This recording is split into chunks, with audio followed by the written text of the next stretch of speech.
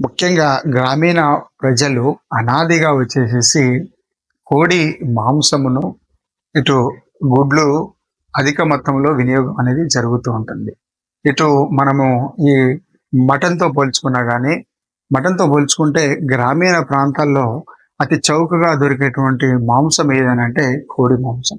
అయితే ఈ కోడి మాంసంలో చూసుకున్నట్లయితే ఈ మధ్య కాలంలో బ్రాయిలర్ యొక్క పెంపకం అనేది ఈరోజు గ్రామాలలో గూడా అధిక మొత్తంలో పెంపకాన్ని చేపట్టడము, చాలా మొత్తంలో పెంపకం చేపట్టడము, ఆ తర్వాత తక్కువ సమయంలోనే మంచి బాడీ వెయిట్ రావడము. అలా ఈ రావడం వల్ల ఈ మాంసం గూడా ఏమైతుందంటే బాగా టెండర్‌గా అంటే మెత్తగా ఉండడంతోటి రైతాంగము ఎక్కువ గూడా కష్టపడి అంటే పని చేస్తారు గనక వాళ్ళకు ముఖ్యంగా ఈ టఫ్ మీట్ కావాల్సి ఉంటుంది.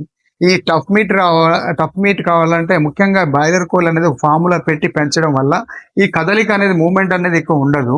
దానితోటి ఎక్కువ స్టఫ్‌నెస్ అనేది మజిల్‌లో ఉండదు గనక అదే బ్యాక్ యార్డ్ పౌల్ట్రీలో వచ్చేసరికి ఇది విరివిరిగా వివిధ ప్రాంతాల్లో సంచరించడము. ఈ సంచరించడంతోటి ఈ మాంసం అనేది వాటి కండరాలు అనేవి చాలా గట్టి పడేసేసి మాంసం టఫ్‌నెస్ ఉంటుంది.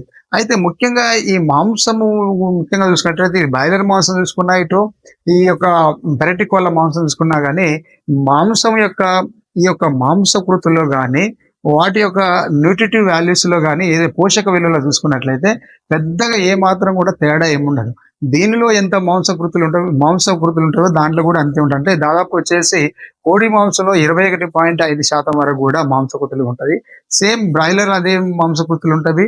దీంట్లో మన పెరటి కోళ్ళలో చూసుకున్నట్లయితే దాదాపు అంతే ఉంటుంది. కాపోతే ఫ్లేవర్‌నెస్ అనేది అంటే ఈ రుచి కానీ, టేస్టీ పరంగా ముఖ్యంగా వస్తాలకే బాయిలర్ కోళ్ళ మాంసం చూస్తాలకే ఒక ఫార్మ్‌లో పెట్టి పెంచుతారు గనక, సో ఒక ఫీడ్ అంటే సరే దానికి సమపాల్లో పెట్టి దానా పెంచుతారు.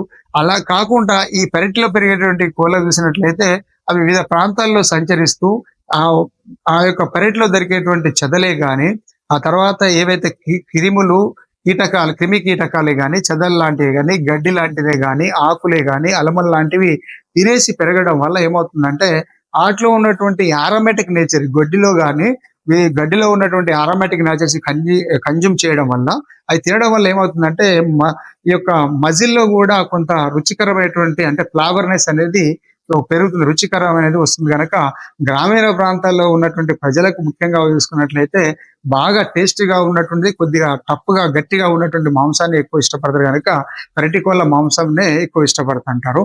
ఆ తర్వాత గుడ్డు చూసుకున్నట్లయితే ఈరోజు గుడ్లో గూడా తెల్ల గుడ్డుకు గాని, పెద్దగా ఈ బ్రౌన్ గుడ్డు అంటే గోధుమ రంగు కలిగినటువంటి గుడ్డు గాని పోషక విలువల పరంగా కూడా చూసుకున్నట్లయితే పెద్దగా ఏమి తేడా ఉండదు. దీంట్లో చూసుకున్నట్లయితే 12.5% మాంసకృతులుంటాయి. ఈ యొక్క గోధుమ కలర్ గుడ్లో కూడా చూసుకున్నట్లయితే 12.5% వరకే ఉంటాయి. పెద్దగా పోషక విలువల పరంగా ఇటు మాంసమే గాని, ఇటు గుడ్డే గాని ఏమాత్రం కూడా తేడా ఉండదు.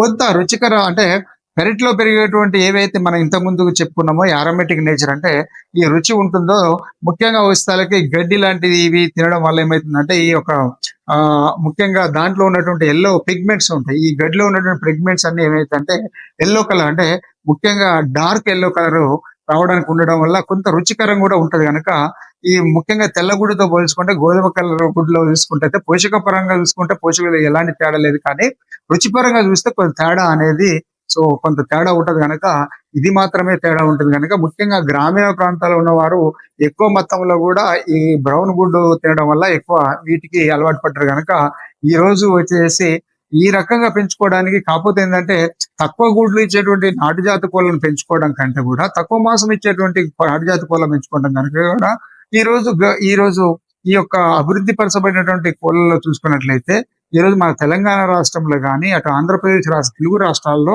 ముఖ్యంగా చూసుకున్నట్లయితే ఈ యొక్క రాజశ్రీయే గాని, గ్రామప్రియే గాని, శ్రీనిధియే గాని, ఆ తర్వాత మనకు దగ్గరలో ఉన్నటువంటి ముఖ్యంగా నందనం నైట్ తమిళనాడులో దొరుకుతుంటుంది. ఆ తర్వాత టెలిచిరన్ కేరళలో దొరుకుతుంటుంది. ఆ తర్వాత ముఖ్యంగా వచ్చేసి ఈరోజు కొంత మెడిసినల్ వాల్యూ పరంగా కొంత విలువ ఉన్నటువంటి మాంసం వచ్చేసి కడకనాథ్ లాంటిదే గాని, ఇలాంటి కొన్ని మాంసాలు ఎక్కువ రైతాంగం ఇష్టపడుతుంది గనక ముఖ్యంగా ఇలాంటి కోళ్ళను మనం పొంది మంచి గుడ్ల ఉత్పత్తి అంటే మన పరిసర ప్రాంతాల్లో తిరుగుతూ ఇక్కడ మనకు 35 గుడ్ల వరకే ఇస్తుంది సంవత్సరానికి. కానీ ఈ కోళ్ళు చూసుకున్నట్లయితే దాదాపు 140 పైనే గుడ్లు వస్తున్నాయి గనక